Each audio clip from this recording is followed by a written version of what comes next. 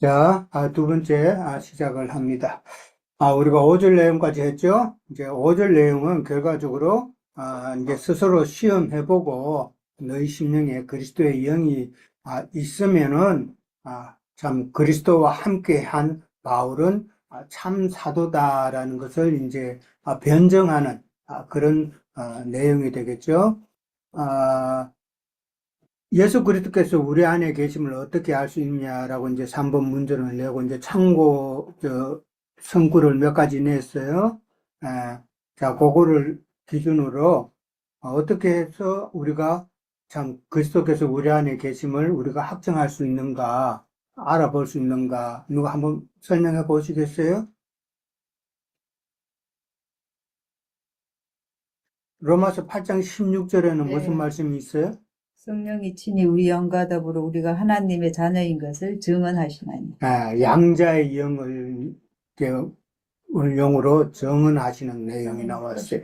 예, 삼회자매님, 예, 네, 제가 잠깐 거듭난 것을 제가 체험을 한 거를 잠깐만 예, 간단하게. 예.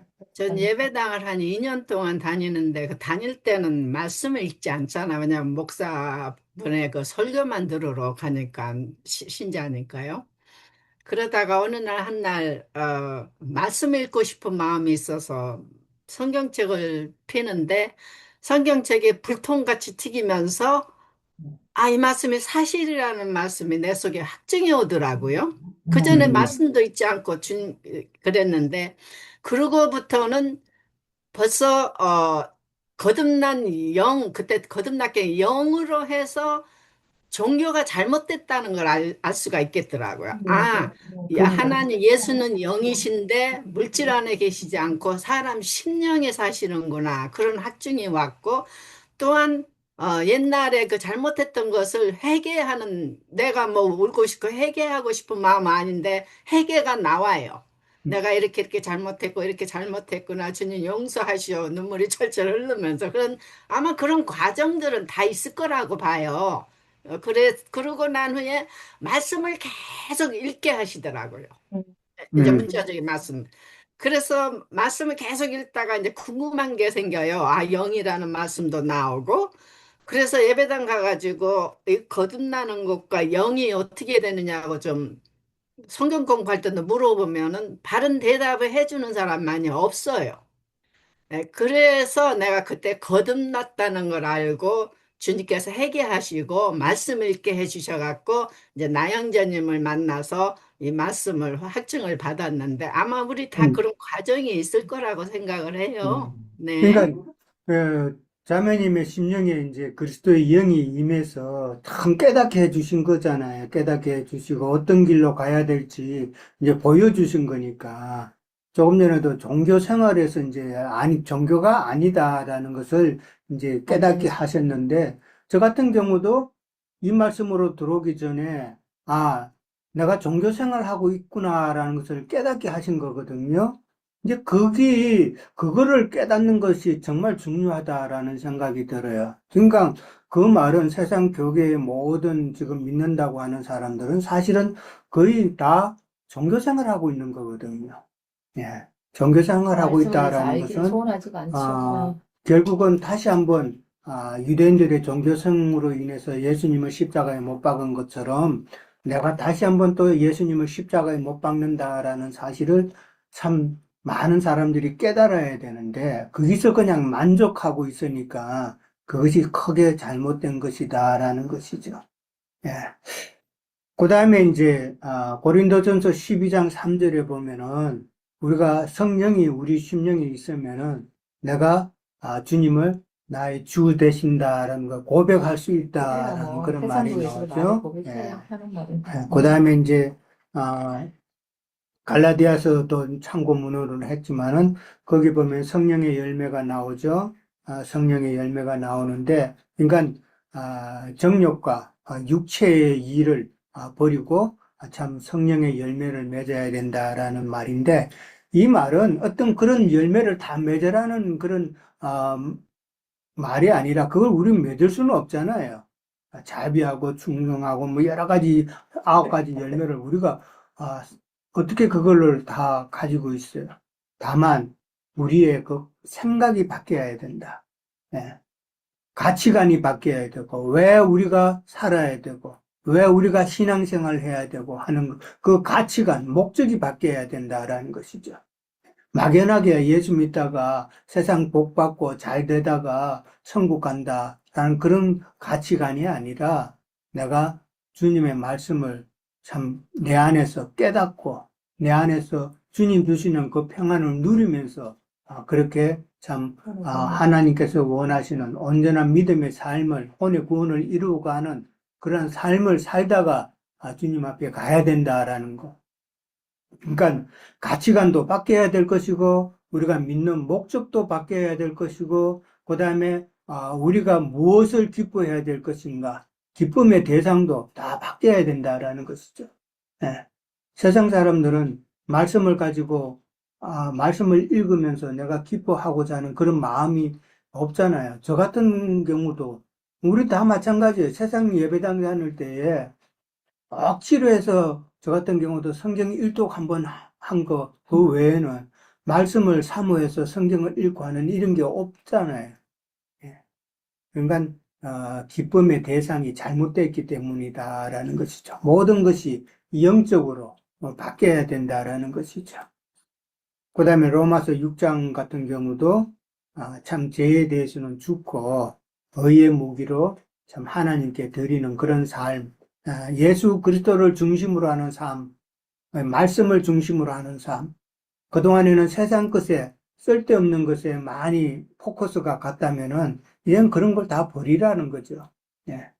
한꺼번에 다 완전하게 되라는 그 말은 아니지만은 그러니까 하나님께서 우리에게 원하시는 것은 점점 완전함에 나가라라는 것이잖아요. 온전해지라라는 것이죠.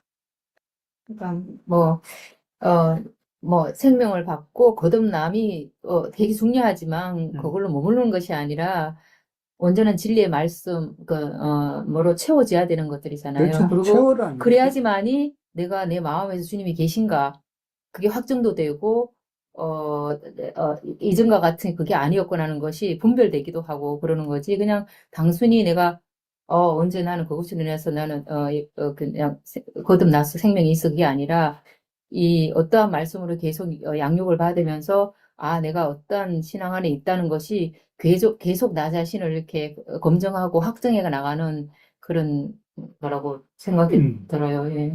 자, 6절 넘어갑니다. 6절 가면은 이제 바울은 참,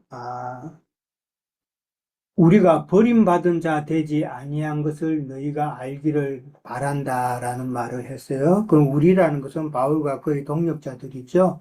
바울과 동력자들은 버린 자가 아니다. 하나님께서 귀하게 쓰시는 참 사도다라는 것을 너희가 알기를 바란다라고 바울의 마음을 표현을 했죠. 예, 그렇게 표현하면서 7절에 가면은 참 고린도 교회 사람들이 악을 행하지 않고 바울의 옳음을 나타내고자 하는 것이 아닌 너희로 선을 행하게 하도록 기도한다라는 그런 말이 나오죠.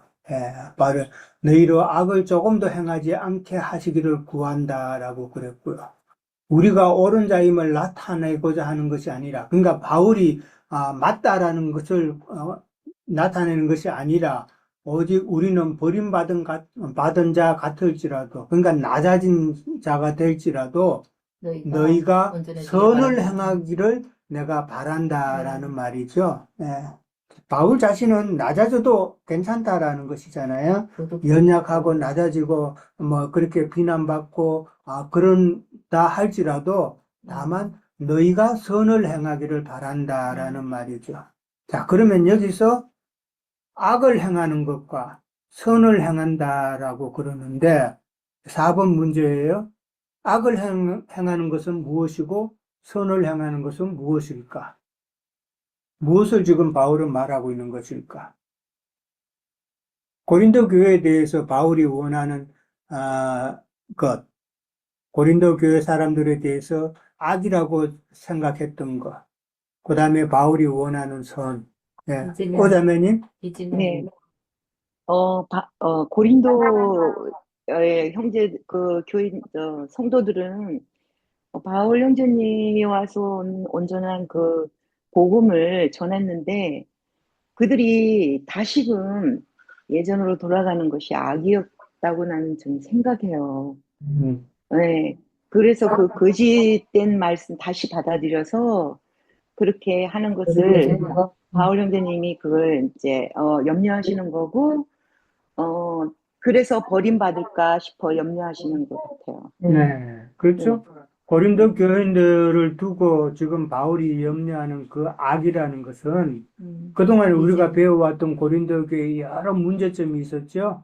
뭐 여러 악한 행동들, 이제 그 악이죠. 교회를 무너뜨리는 각자의 신앙을 무너뜨리는 그런 모든 것이 악이다라고 이제 본 것이죠. 이제 그것을 참 행하지 않기를 바울은 하나님 앞에 기도했다라는 것이죠. 그러면서 선을 또 행하기를 원했다라는 것이죠. 그들의 바울이 말하는 선이라는 것은 이전에 행하던 그 악에서 되돌아서서 다시 회복하는 것. 회복하여서 회복할 뿐만 아니라 거기서 더 온전해져 나가는 것. 이것이 바울이 원했던 선이다라는 것이죠. 그러니까 악과 선에 대한 기준이 우리는 정확해야 된다. 이전에 세상 교회에서 우리가 행하던 그 모든 것은 우리는 나름대로 참 선을 행한다 하고 믿음 생활을 한다고 했지만 사실은 악을 행한 거였죠. 사실은 악을 행한 것이었다. 이런 말을 갖다가 세상 교회 사람들한테 하면은 진짜 미친놈 나왔네 그러죠. 성경에서 말하는 악에 대한 정확한 규정을 알아야 된다라는 것이죠. 내가 이전에 육으로 행하던 모든 신앙 행위 이런 것은 사실은 하나님 앞에서는 악이다라는 것이죠. 그러나 참 진리의 말씀을 깨닫고 그 진리의 말씀대로 우리가 믿음 생활을 하고자 하는 이런 모든 행위가 하나님께서는 우리에게 선하다 여기신다라는 것이죠. 이런 선을 우리가 행해야 되잖아요. 우리가 사람이 생각에는 아무리 선하다 생각하지만은 하나님이 악이다 그러면은 그건 스탑해야 되잖아요. 하나님이 원하시는 선이 무엇인지 오늘 우리 고린도 교회에게 하시는 바울의 경고처럼 우리는 그 선이 무엇인지를 알아야 된다는 것이죠. 하나님이 원하시는 온전한 믿음의 길을 가는 것이 그것이 선한 길이다라는 것이죠. 세상 도덕적으로 종교적으로 좋은 일 해주고 하는 이런 것이 선이 아니라 하나님이 원하시는 믿음의 길을 가는 것이 바로 선을 행하는 것이다라는 것을 우리가 다시 한번 또 인식을 하셔야 될 것 같아요. 자, 그 다음에 이제 8절에 가면은 우리는 진리를 거슬려 아무것도 할 수 없고 오직 진리를 위한다라고 그렇게 이야기했어요. 여기서 진리, 이 진리는 어떤 진리를 지금 바울은 염두에 두고 하는 말일까요? 진리라는 것은 무엇을 말할까?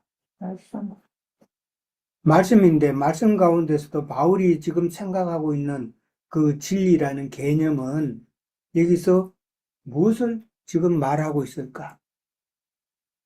지금 바울이 이 편지를 쓰는 목적이 뭐예요? 회개하고 돌아오라는 이야기 아니에요. 그렇죠? 온전하게 되는 것이라. 그러니까 이 진리라는 것은 회개하고 돌아오면 하나님께서는 용서하신다는 그 진리단 말이에요. 이해됐어요? 막연한 포괄적인 진리가 아니라 바울이 지금 우리는 진리를 거슬려서는 아무것도 할 수 없다 이 말은 회개하고 돌아오면은 하나님께서 용서해 주신다는 그 진리에 대해서 나는 거슬릴 수가 없다는 이 말이죠. 그러니까 회개하고 돌아오라는 이야기예요.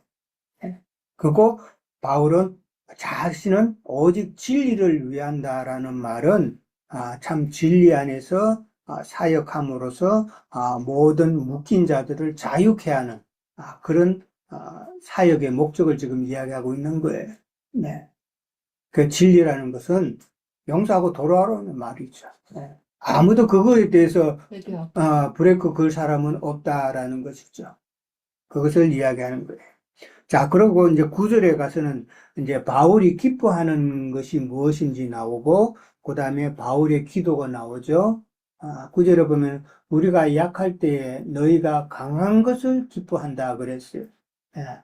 바울이 약할 때에 약하지만은 비난받고 겸손하고 오래 참으면 가운데서도 너희들을 위해서 기도하고 그렇게 하지만 하면서 그렇게 되면은 너희의 강한 것, 영적인 강함이죠. 온전하여지는 것이죠. 온전하여지는 것이 바울에게는 기쁨이다라는 말이잖아요. 예. 그 다음에 이제 또 구한다 그랬어요. 무엇을 구해요? 너희가 온전하게 되는 것. 예. 참 온전하게 된다는 말은 구체적으로 양면이 있겠죠. 개인적으로도 온전하여져야 되죠. 예, 개인의 영적인 신앙, 개인의 믿음, 그러니까 혼의 구원을 이루어가는 그 과정이 교회 생활. 계속해서 이어져 나갈 수 있어야 된다라는 것이고, 그 다음에 또 하나 온전하게 된다는 말은 교회가 공동체가 참 하나님 앞에서 온전히 서는 것, 그 건축되는 것이 바로 참 바울의 원하는 내용이다라는 것이죠. 그러니까 바울의 그 마음을 우리가 읽을 수 있죠.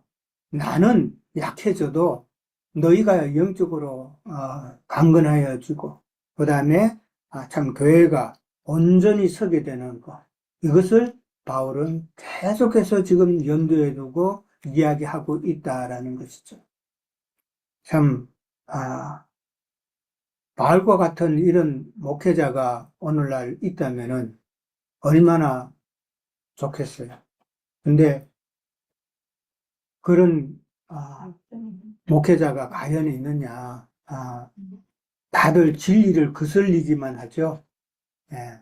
진리를 왜 거슬려요? 설교라는 것을 통해서 따지고 보면 다 진리를 거스리는 말만 하고 있더라는 거죠. 다 자기의 유익을 위해서, 자기를 드러내기 위해서, 사람을 모으기 위해서, 자기의 어떤 지위를 높이기 위해서, 그러기 위해서 다 헌금 문제에 관해서도 그렇고, 그 다음에 모든 것이 다 진리를 거슬리는 설교밖에는 안 하잖아요. 그러나 바울은 참 진리를 참 위하는 그런 헌신된 목회자였다라는 것을 다시 한번 우리는 바울의 마음을 알 수가 있죠. 10절에 갑니다. 내가 떠나 있을 때에 이렇게 쓰는 것은 대면할 때에 주께서 너희를 넘어뜨리지 하지 않고 세우려 하여 내게 주신 그 권한을 따라 엄하게 하지 않게 하려 한다라고 그랬어요. 이게 떠나 있을 때에 쓴다라는 말은 이거는 지금 세 번째 방문하기 전에 지금 바울은 고린도 교회를 3번 방문했죠. 세 번째 방문하기 전에 지금 고린도 후서를 갖다가 써서 먼저 지금 보냈다라는 의미로 우리가 받아들일 수 있죠. 예. 왜 그러면은 떠나 있을 때 이렇게 편지를 써서 그렇게 보냈어요? 그 이유는 뭘까?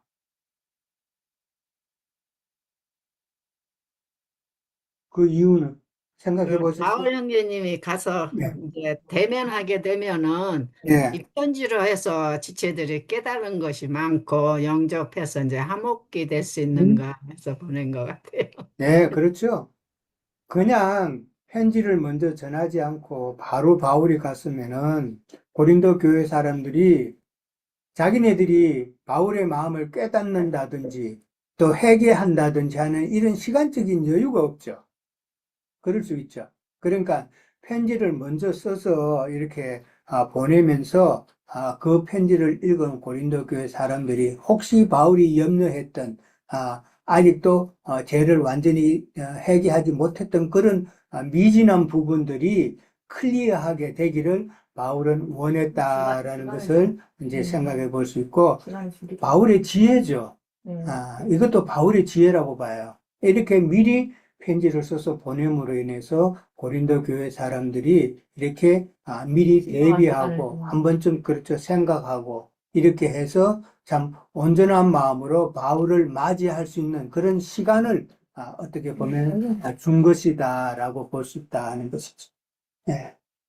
참 이러고 보면은 바울도 참 그 지혜는 성령께서 주시는 지혜가 아닌가 그렇게 생각해 볼 수가 있고 그 다음에 내게 주신 그 권한이라고 이제 그렇게 나와요. 이게 바울에게 주신 그 권한은 아까 처음에도 말했지만 치리권이겠죠. 치리권을 주셨는데 근데 그 치리권은 사도의 그 치리권 권위는 교회를 세우게 하는 치리권이지 넘어뜨리려고 하는 치리권은 아니다라는 이야기죠. 10절에 보면은 주께서 너희를 넘어뜨리려 하지 않고 세우려 하여 내게 주신 그 권한을 따라 엄하지 않게 하려 한다라고 그랬어요. 엄하게 하지 않게 한다라는 이 말. 그러니까 바울의 마음도 지금 자기가 사도로서의 치리권을 가지고 그 권한이 있었지만은 그러나 바울 자신도 고린도 교회 사람들을 징계하거나 책망하기를 원하지 않았다라는 표현이죠. 예. 뭐 치리권이 있다고 해서 함부로 치리권을 남용하고 그러고 싶지는 않다라는 표현이죠. 그러니까 끝까지 너희들이 완전하게 회개해서 돌아오라라는 그런 바울의 마음이죠. 예. 그러나 끝까지 회개하지 않으면 어떻게 해야 돼요? 예. 그때는 치료를 해야 되는 거예요. 예수님, 성경에서 보면은, 그 하나님께서 구약을 통해서도 보면은 하나님께서 용서하시는 게 참 많이 나오죠. 정말 선지자를 통해서 계속 이야기하고 경고하고 그리고 뭐 용서하는 그런 내용이 계속 나오는데도 그렇게 경고를 주는데도 결국은 이스라엘 백성들이 선지자의 말을 듣지 않으면 하나님께서는 어떻게 해요? 심판하시죠. 전쟁을 통해서, 기근을 통해서, 전염병을 통해서 다 심판하시잖아요. 예. 심판하시는 것은 하나님께서 미워하셔서 심판하여 그 심판을 통해서 다시 되돌아오라라는 그 말씀이다라는 것이죠. 남은 자는 또 구원해야 되니까. 근데 그것까지도 거역하고 계속 하면은 그거는 어쩔 수 없죠. 그거는 버릴 수밖에 없는 이야기다라는 것이죠. 예. 하나님께서 그렇게 경고하시고 하시는 것은 결국은 참 돌아오라는 사랑의 표현인데 바울도 지금 계속 사랑의 마음을 가지고 경고했던 것이지 어떤 나쁜 감정 가지고 경고한 것은 아니다라는 거. 예. 자, 그 다음에 이제 11절, 12절 갑니다. 이제 마지막 부분에 가는데 마지막 부분에 가면은 마지막으로 말하노니 형제들아 기뻐하라 온전하게 되며 위로를 받으며 마음을 같이 하며 평안할지어다 이렇게 하면서 거룩하게 입맞춤으로 서로 무난하라라는 말이 나옵니다. 거룩하게 입맞춤 우리가 많이 나눴죠? 들어봤죠? 예. 로마서 할 때도 이 표현이 나왔어요. 바울이 자주 쓰는 표현이에요. 거룩한 입맞춤. 예. 로마서 16장에도 이 말씀이 나왔고, 고린도 전서에도 이 말씀이 마지막 부분에 가서 이 말씀이 나왔고, 그 다음에 데살로니가에서 보면은 5장 26절에 보면은 이 말씀이 나왔고, 그 다음에 이제 오늘 고린도 후서에도 이렇게 나와 있고, 한 4번 정도가 나온 것 같아요. 자, 그때마다 이제 다 나누었는데, 거룩한 입맞춤이라는 게 뭐예요? 누가 한번 설명해 보실래요? 거룩한 예. 제가 두 가지만 배우고 싶어요. 예. 그 창세기에서 하나님께서 아담에게 그 코에 생기를 불어넣을 때도 인공호흡이 생각이 나요. 인공호흡으로 이렇게 하는 것이 이렇게 생각이 나요.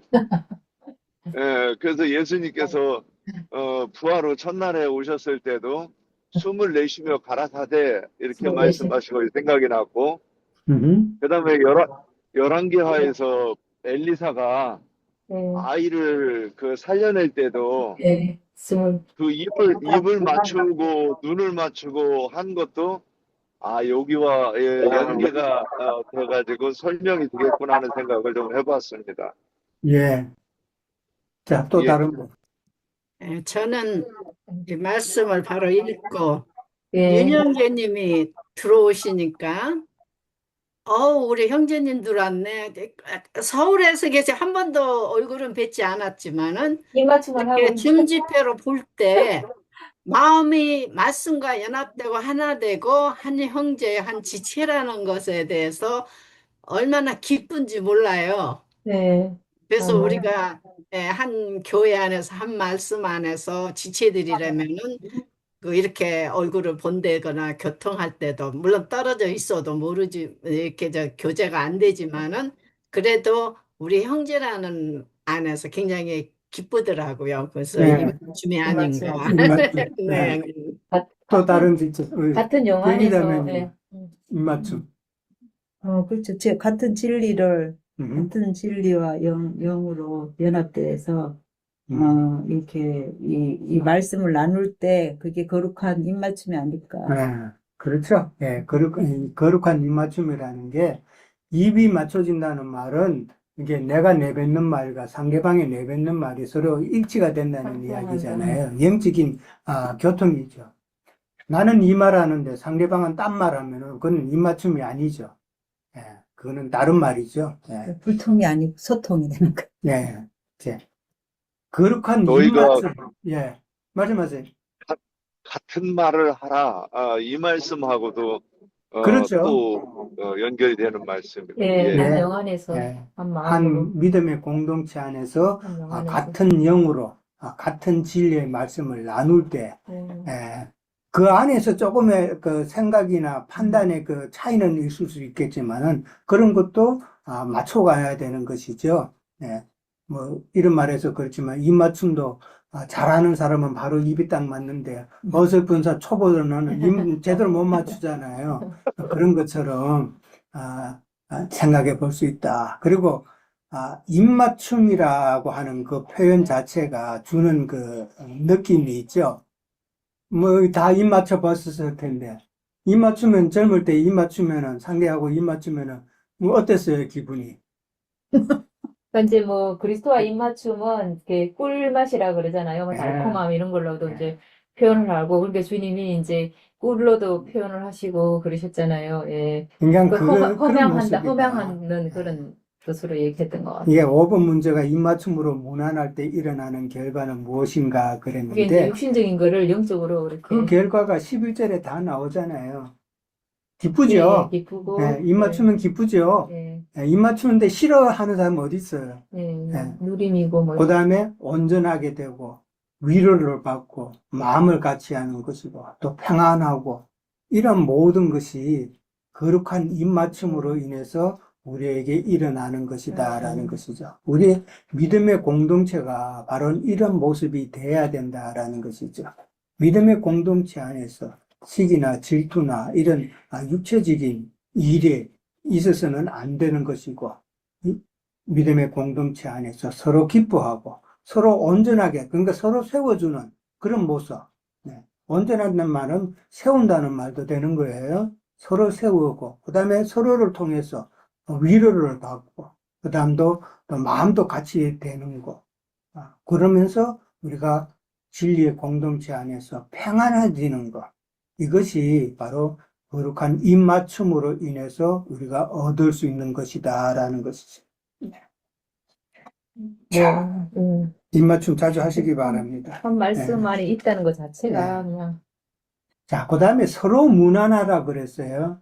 무난이라고 그랬지만 사실은 축복의 말을 하는 거예요. 근데 서로 무난하라 그런데 이 축복의 말은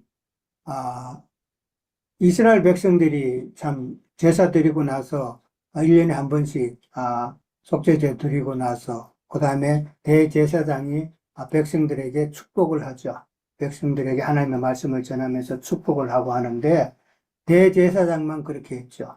오늘날은 축도는 누가 해요? 목사님. 목사님들이 하죠. 예, 근데 서로 문안하라 그랬어요. 그러면은 누가 딱 정해진 게 아니죠. 믿음의 공동체 안에서 서로 할 수 있어야 된다라는 먹고 이야기예요. 마시는 예. 서로가 돼야 되니까. 서로가 공급할 수 있고, 서로가 위로를 베풀 수 있고, 서로가 온전하게 세울 수 있는 그런 모습이다. 그게 만인 제사장이다라는 서로 것이죠. 입맞추는. 예. 이 축도라고 해서 어떤 한 사람만 특정된 것이 아니다라는 것을 우리가 먼저 또 한번 생각해 봐야 된다라는 것이죠. 우리가 다 안 되죠. 서로 무난할 수 있기를 바랍니다. 예. 그 다음에 이제 마지막 13절 내용. 주 예수 그리스도의 은혜와 하나님의 사랑과 성령의 교통하심이 너희 무리와 함께 있을지어다. 어디서 많이 들어보지 않았어요? 목사님들이 네. 축도할 때 하는 거. 우리가 몇십 년 동안 마지막 축도할 때 다 들었던 이야기죠. 그거를 네. 들어야 일어나죠 또. 네. 근데 아무리 이거 들으려고 그 시간엔 이 축복 졸다가도 들으려고 깨고. 또 예배당 졸다가도 마지막에 깨고. 가는 사람도 있고, 예. 요것도 이제 축도할 때는 또 정신 바짝 차려서 내가 복 받아야지 하는 이런 마음으로 이 시간 또 듣고 이러는 건데, 고린도후서 13장 마지막 말씀을 가지고 오늘날 세상 교계에서 참 축도라고 하면서 쓰는데, 그렇게 하는 것은 어디까지나 종교 행위에 따른 의식 순서죠. 예. 종교 행위에 따른 순서단 말이에요, 그거는. 모든 종교는 마지막에 그 축도하는 부분이 있잖아요. 뭐 천주교도 그렇고, 그 다음에 힌두교도 그렇고, 그 다음에 다 보면은 나중에 마지막에는 복을 다 빌어주죠. 복 받고 가라. 그리고 그런 또 이야기죠. 또 돈을 내고. 그런데 이 복을 갖다가 과연 어떤 복으로 우리는 이해해야 되는가라는 것이죠. 자, 여기 보면은 주 예수 그리스도의 은혜라고 그랬어요. 그 다음에 하나님의 사랑이 또 나왔어요. 그 다음에 성령의 교통하심이 나왔어요. 예.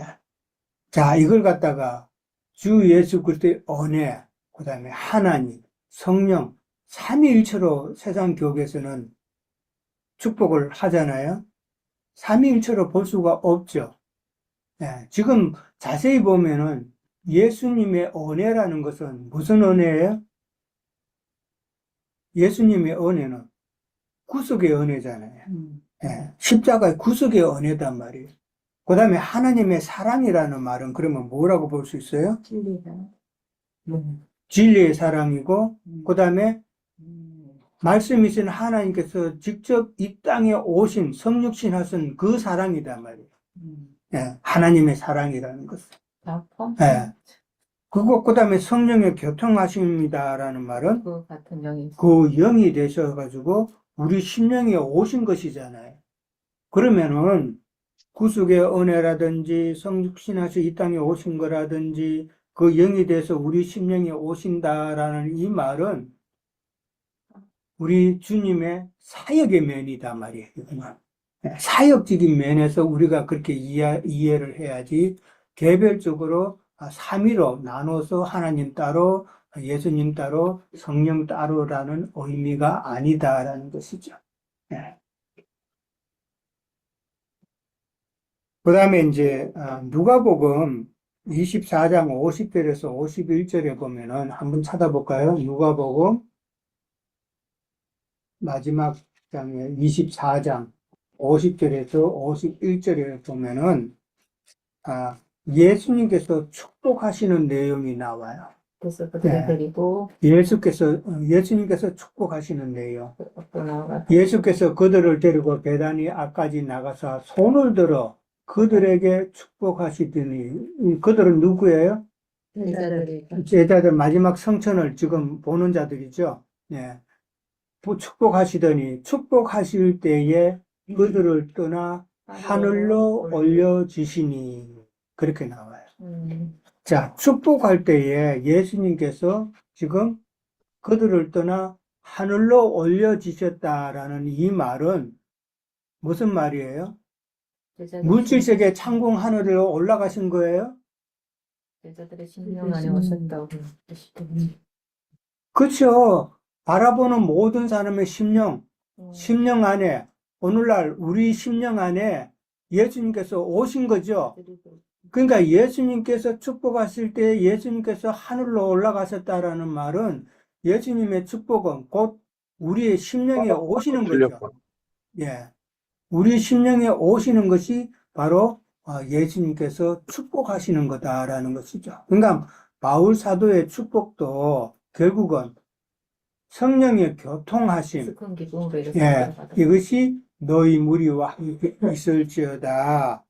그러니까 참 축복이라는 것은 진리의 영, 생명 대신 그리스도의 영이 진리로 우리 심령에 오시는 믿는 것, 자들의 예, 심령. 이것이 참 축복이다라는 것이죠. 예배 마지막 시간에 이렇게 축복하면서 참 세상 복 받으라고, 지랄이네. 세상 복 받아라고 하는 그런 이 개념으로 받아들이면은 안 된다라는 것이죠. 예. 그러니까 이 축복이라는 것은 서로가 세워주는 그리스도의 영으로 우리 안에 임하는 것이 예수님의 축복이듯이 우리 안에 예수님의 영이 진리와 생명의 말씀이 있는 것 자체가 축복이다라고 이해를 하고 우리는 그것을 구해야 된다라는 것이죠. 예. 그것을 구하지 않고 딴 거 구하면은 그거는 벌써 버리운 자들이 하는 행동이다라는 것을 이해를 해야 되는 것이죠. 자, 혹시 또 누가 추가로 하실 말씀 있어요? 한편에 제가 예. 민수기 35장을 찾아서 한 구절만 읽을게요. 민수기 민수기 35장 35장 34절. 네. 네, 예. 제가 읽을까요? 네. 너희는 너희가 거주하는 땅, 곧 내가 거주하는 땅을 더럽히지 말라. 나 여호와는 이스라엘 자손 중에 있음이니라. 그러니까 우리 심령 안에 교회 안에 주님이 계시다는 땅에 것. 왕땅. 그렇죠. 하나님께서 여기서 그러니까 땅. 직접적으로 말씀하시죠. 내가 거주하는 땅이라 그랬어요. 예. 하나님께서 거주하시는 땅이 어디예요? 우리 심령이라는 거예요. 우리 심령. 그러니까 우리의 심령을 너희는 더럽히지 말라. 무엇으로? 거짓된 것으로. 그렇죠. 거짓된 거, 비진리. 이런 것으로 너희가 내가 거하는 처소 이미 우리 안에 주님이 그리스도 영이 우리 안에 오셨는데 거짓된 것으로 더럽히지 말라라는 것이죠. 예. 참 이런 말씀을 참 묵묵히 묵상을 하면은 참 어떤 신앙생활을 해야 될 것인가를 두려움이 좀, 오죠. 예, 나를 예, 감찰하시고 그렇죠. 계시는. 두려움이 오고 그 더러움이라는 게 그 더럽히지 말라는 그 더러움이라는 게 뭔지를 한 번쯤 생각해 보면은 온전한 신앙생활을 해야 되겠다라는 생각이 분명히 들 거 아니에요. 근데 그런 거를 가르치는 자가 없다라는 것이죠. 그러니까 세상 비도덕적인 것, 세상 나쁜 행동 이런 것으로 더럽히지 말라라고 이해하면은 성경이 도덕책이죠. 성경이 왜 하나님께서 우리에게 이 말씀을 주셨겠어요? 깨끗해지라는 것이잖아요. 진리로. 예, 참, 그거 보면은 우리가 앞으로 해야 할 일이 많죠? 예. 그러니까 고린도 교회 그 몇 명 그분들이 온 교회를 변질되게 할 수도 있고 네. 잘못 가르치면은 이렇게 하나님의 땅을 더럽힌다는 것도 볼 수가 있죠. 그렇죠. 그래서 바울이 원했던 것은 온전히 이제 세우기 위함이고, 그래서 경고를 했던 것이고, 바울의 경고는 사실은 하나님의 경고잖아요. 아멘. 하나님의 경고로 받아들여야 돼요.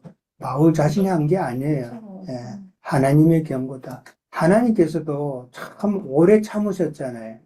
오래 참고 기다려 주시고 그랬는데 그것이 바로 바울이 오래 참고 기다리고 낮아지는 그 모습과 똑같은 맥락이다. 예. 그렇게 오래 참으셨는데도 여전히 말 안 듣고 거역하고 배반하고 그러면은 그것은 징계할 수밖에 없다라는 것이죠. 그러니까 거룩한 입맞춤을 우리는 이루어야 된다. 거룩한 입맞춤을 못한 자가 있었죠. 예수님 앞에 입맞췄지만은 거룩한 입맞춤을 하지 못한 자는 누구예요? 가룟 유다죠. 예수님 앞에 입맞췄어요. 그러나 그거는 거룩한 입맞춤이 아니라 위선의 입맞춤이다라는 것이죠. 위선의 입맞춤. 오늘날 많은 믿는다고 하는 자들이 참 설교로 거룩한 입맞춤을 한다고 하지만은 그것은 다 위선의 입맞춤이다라는 것을 우리는 깨달아야 된다는 것이죠. 자, 오늘은 여기까지 그러면은 하도록. 혹시 형제님, 윤행교님? 예, 말씀하세요. 예, 제가 조금 더 부연하고 싶은 게 있었어요. 예, 그 5절에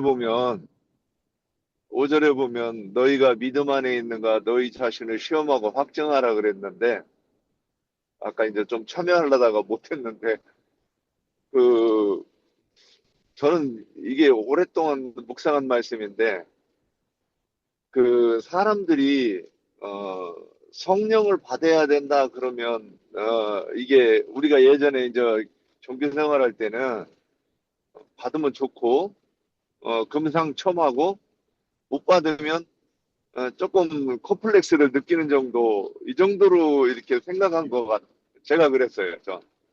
그랬는데 지금 와서 내가 믿음이 있느냐 없느냐를 어떻게 시험하고 어떻게 확정할 것인가 그랬는데 내 속에 성령이 계시가 없으면 우리가 믿음에 없는 것이라고 볼 수밖에 없지 않는가.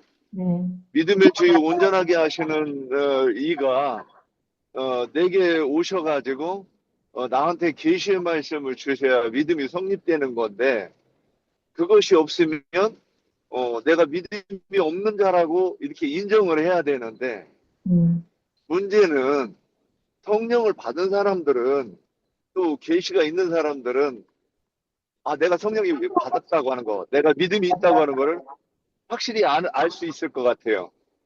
근데 문제는 성령을 받지 못한 사람, 계시가 없는 사람들이 아무리 설명해도 이게 알 수가 없는 세계가 아닌가. 저는 이런 생각이 들고 그래서 교회 안에서 방자하고 또 어떤 나대고 그럴 수 있는 일이 생길 수 있지 않겠나. 그래서 우리가 거룩한 입맞춤이라고 하는 것도 유영재님이 이렇게 쭉 해석해서 말씀을 하실 때 우리 다 공감이 되고 그렇지. 내가 만약에 말한다고 하면 저 정도는 못할 것 같은데 훨씬 더 명쾌하게 선명하게 참 잘하시네. 이런 공감들을 우리는 서로 가지면서 듣잖아요. 또 어떤 형제가 뭐 얘기하는데 아이고 더듬더듬하지만 이 말 하려고 하는구만. 오히려 더 잘 알아들을 수 있는 수준도 있을 수 있고. 그러니까 이런 것들이 다 뭐냐면 믿음이 있는 사람에게 나타나는 증거나 현상일 수 있는데 문제는 이 믿음이 아직 오지 않은 지체들이 에게는 이것을 참 설명하기 어려운 부분이기도 하고 그래서 그들에게 겸손하게 할 수 있는 그런 여기가 참 어렵다는 그런 생각, 이런 것들을 좀 한번 생각해 보았습니다. 예. 여기까지입니다. 입맞춤이 되면은 무슨 말을 해도 그것을 이제 이해하고 알아들을 수가 있겠죠. 유영재님, 예. 윤영재님, 예. 안전벨트 하고 가세요. 셋벨트. 했잖아. 네. 안전벨트 안 한 거 아니에요? 딱 걸렸어. 그러면은 이제 고린도서를 이제 오늘로서 지체들의 끝을 냅니다. 염려와 사랑입니다.